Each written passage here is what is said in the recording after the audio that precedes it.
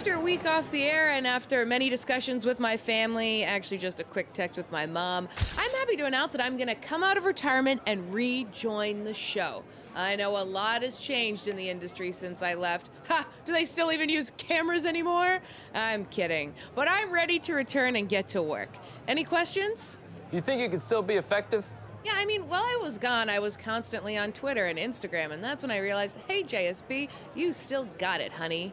Did your coworkers know you were gone? Oh, they joke around a lot. This morning it was a lot of, what are you talking about? And it was only Christmas break, and I need the show to feed my children. They're really funny. If you're back, shouldn't the show have started by now? It just did.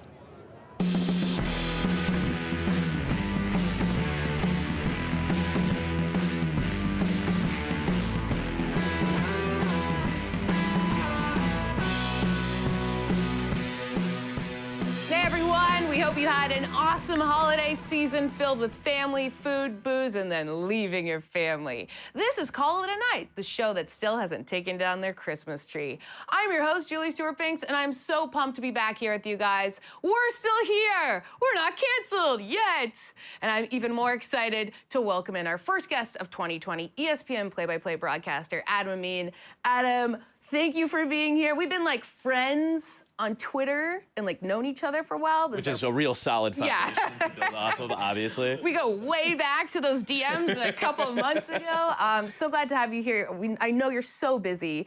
Can you give us just like a little snapshot of what you've been like working on right now? I mean, I guess like just other than answering your like consistent DMs, it got really awkward for a while. Yeah, so that's kind of my style. Let's cool that off after a little bit. No, honestly, thank you so much for having me, by the way. I'm so pumped. I was so nervous to hang out with you because I think you guys do such a good job. Yeah. I stole this from like a 14-year-old before his like return to school. I think that's what I. So did I as well. Yeah, solid. No, so I've been just on the road. College football is wrapping up. We have the college football championship game next week. The NBA's been getting going, obviously. College basketball is starting to get into full swing. So it's one of those crazy busy times of year. The NFL just wrapped up for me on the regular season. So you've been everywhere. We've had 2 weeks off. You've had like 2 seconds off. So thank you so much for spending your vacation with us.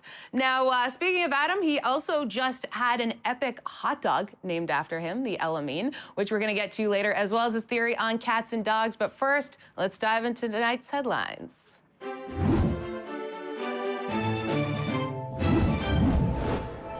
Jason Garrett is out as head coach for the Dallas Cowboys. While Garrett was upset with the decision, he looks forward to his new job as a stunt double for Tilda Swinton. He looks exactly like Tilda Swinton. I want to see him in the Avengers movies. I think it would be a really good edit. Could be.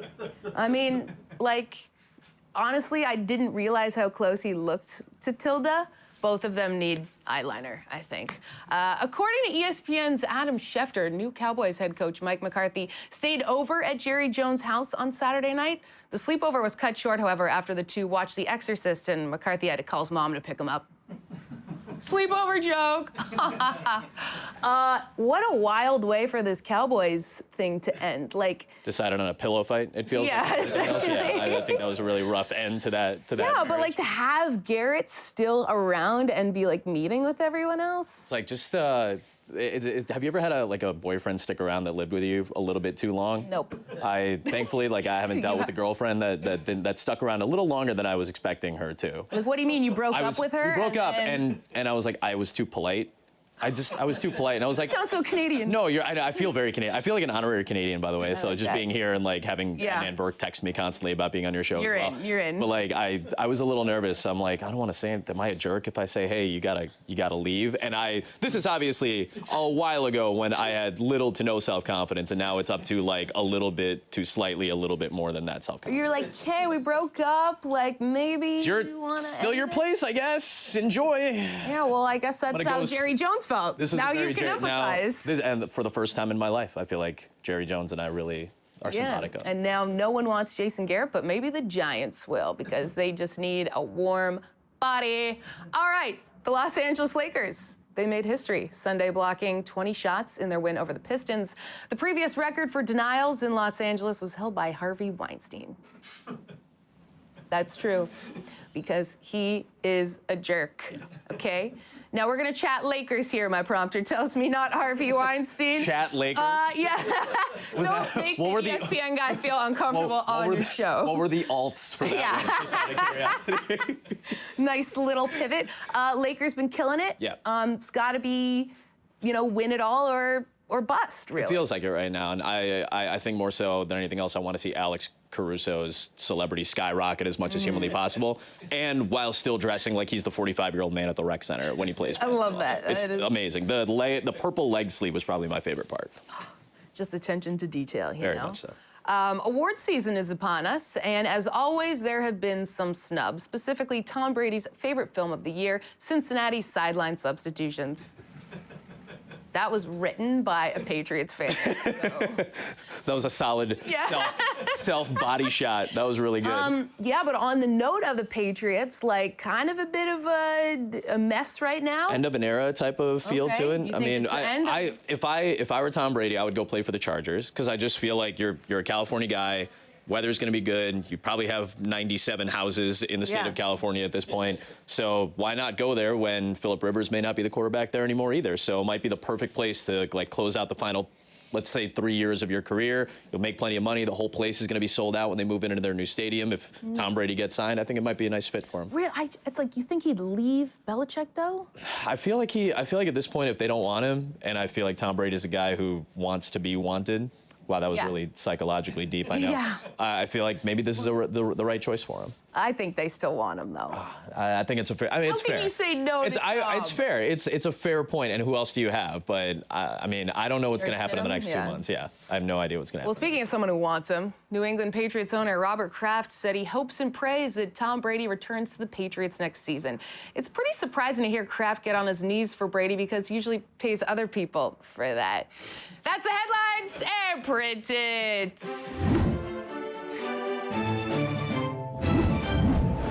We are back, baby, and we're about to heat things up even more with Adam Amin, who's going to tell us who the worst person to work with is next.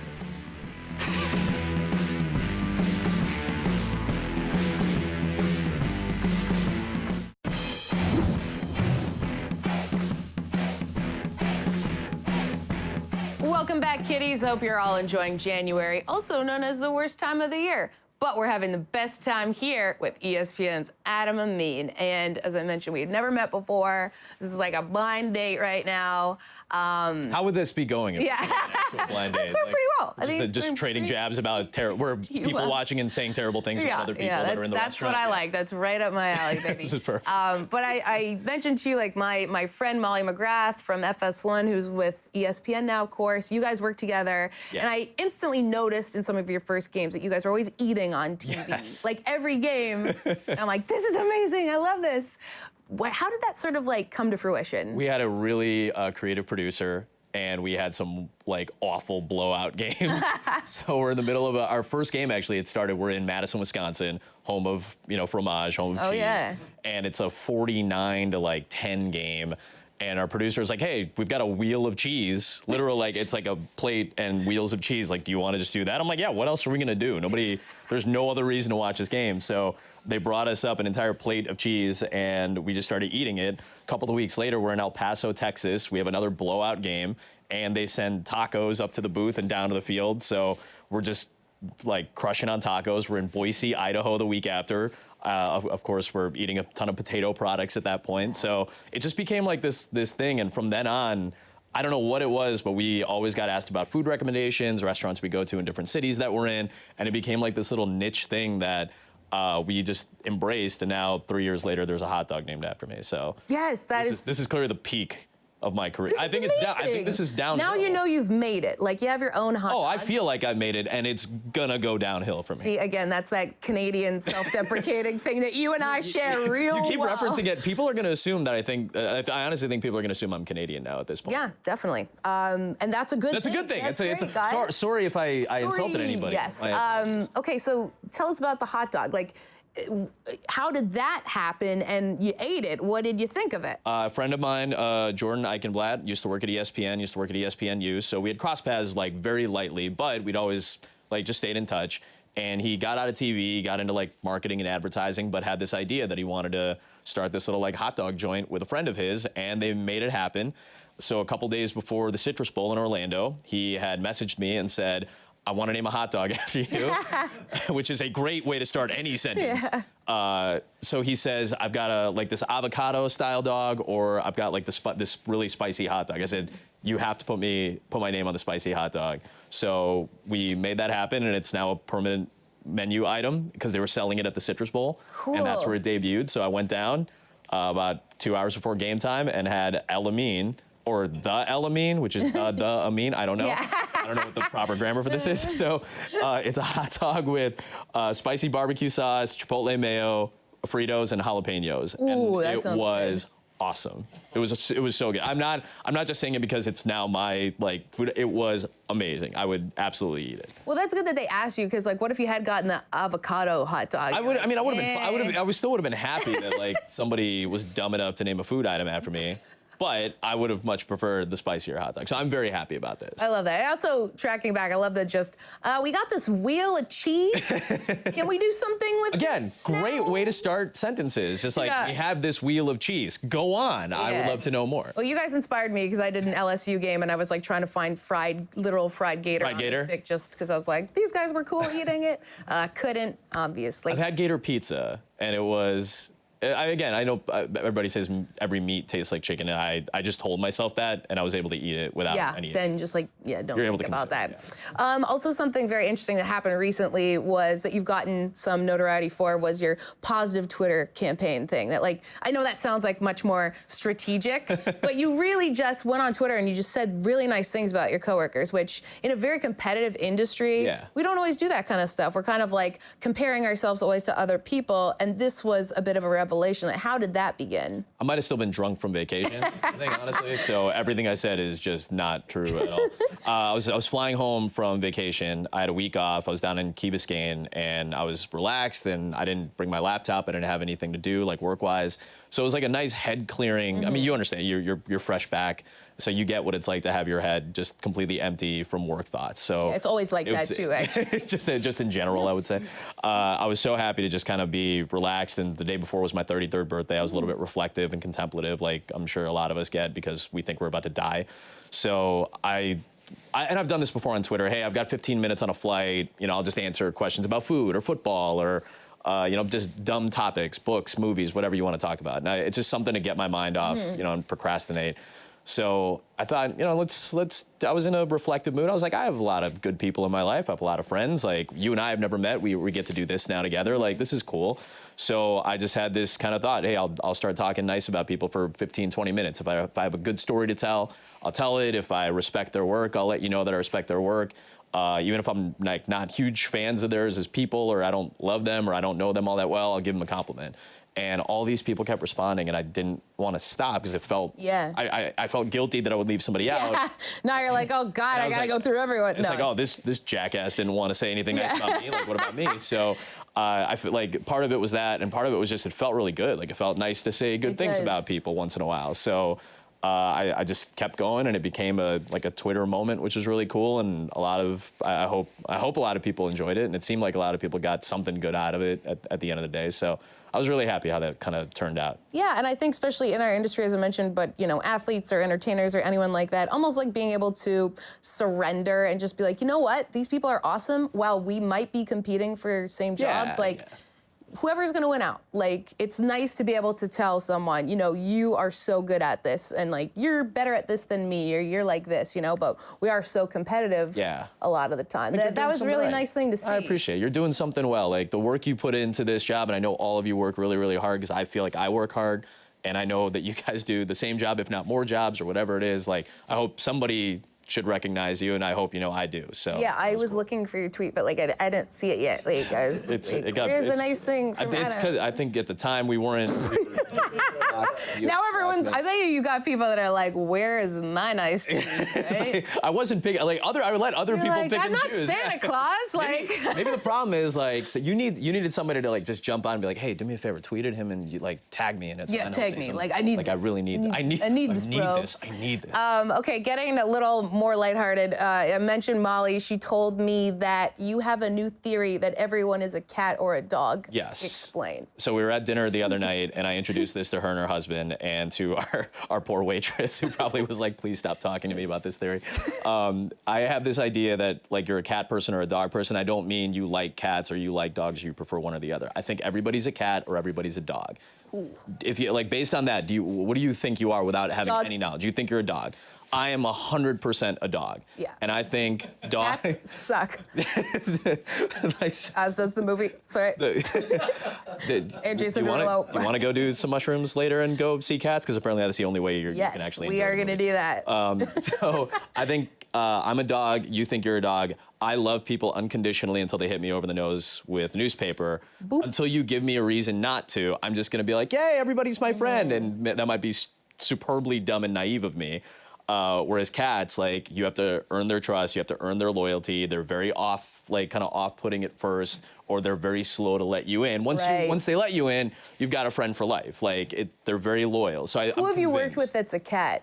Man, I would say, I think you have to earn the trust of Matt Hasselbeck. Ooh. So we introduced this theory to him in the car on the way to our bowl game last week, and he's like, all right, I'll bite.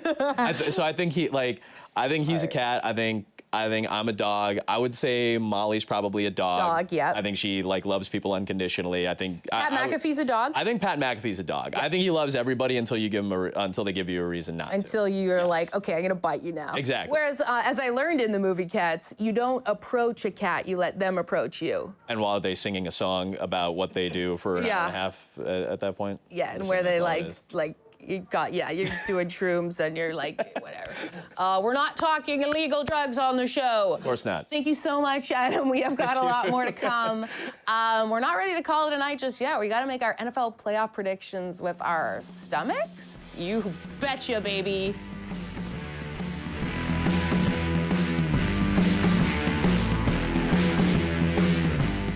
Hey everyone, I'm Tina Servasio, and I had to call it a night.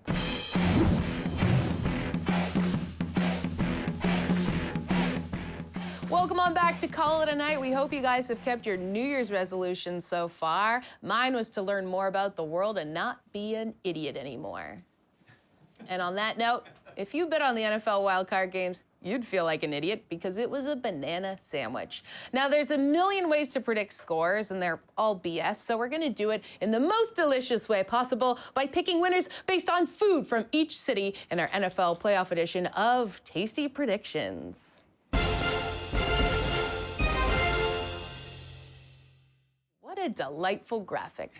Now, let's begin, Adam. We have all this food in the NFC this weekend. We got the Minnesota Vikings and hero Kirk Cousins taking on the San Francisco 49ers, or rather, Polish sausage, a Midwest delicacy, taking on burrito, allegedly a San Francisco delicacy. I didn't realize that was a San Francisco thing. Neither did I, but we're learning more in 2020, remember? What a San Francisco treat this Okay, is. let's see. So who's gonna? Okay, so we know we got Jimmy Garoppolo, and he's coming off of a big season. He's very burrito-like, I would say. Okay, burrito, and then.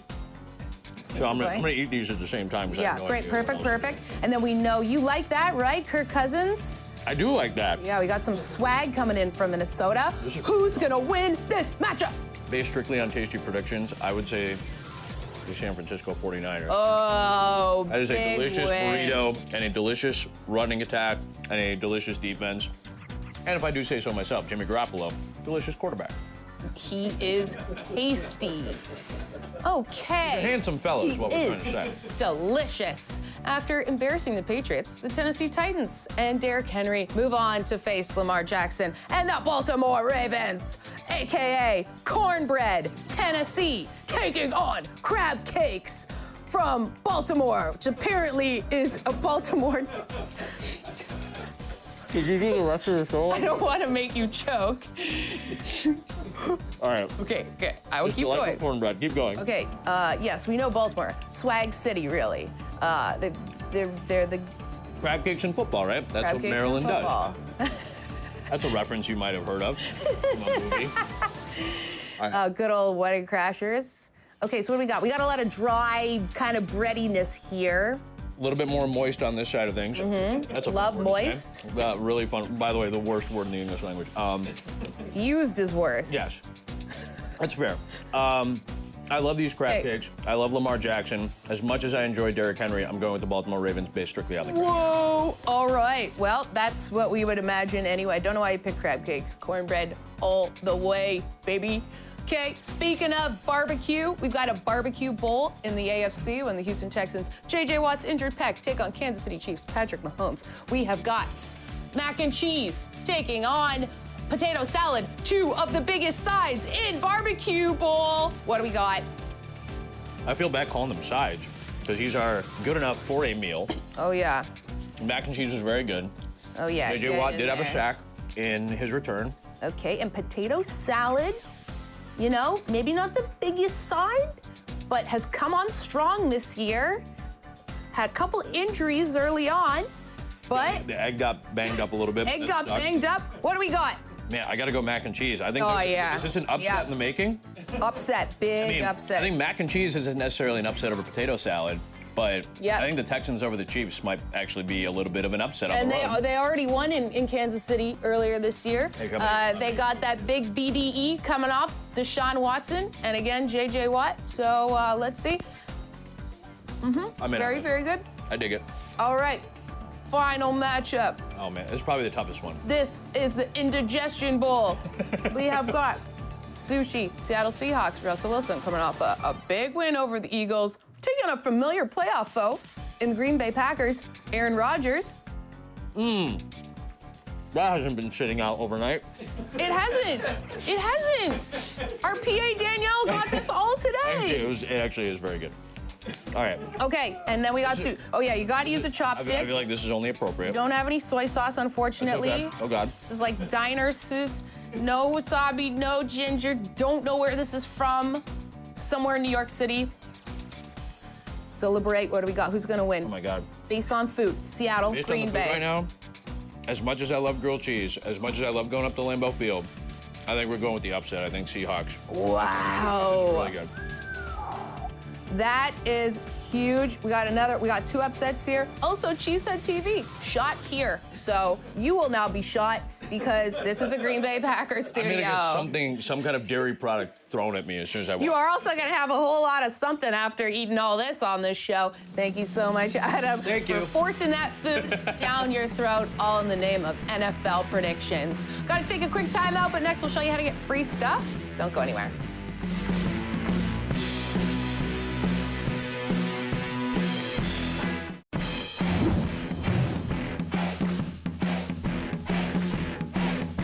Cruising along here on Call It a Night. Before we do just that, Adam, we thank you so much for your time. We know you're at the UConn game this week, but then the national championship game, LSU, Clemson. Who you got? Very excited to see it. If I have to pick a team right now, I think it's LSU. It's going to be in New Orleans. It's going to be an incredible atmosphere. They've got maybe the most lethal offense in all of college football. Clemson's defense is good, but it's not what it has been in years past.